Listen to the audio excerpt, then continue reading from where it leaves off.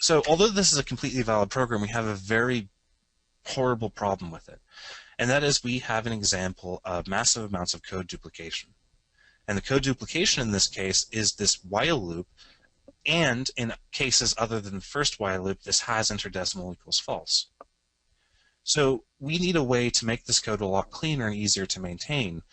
When I say easier to maintain, you can think of each one of these bits of code duplication as an additional place you have to modify your code if you want the behavior of retrieving decimals from the user to be changed.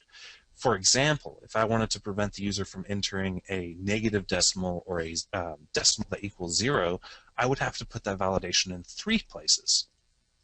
So we need a way to consolidate all this code into one single location. So what I'm going to do here is I'm actually going to go ahead and fire up a new project real fast, and then I'll go ahead and throw in a method. And I want to keep the old project around so that we can compare the two.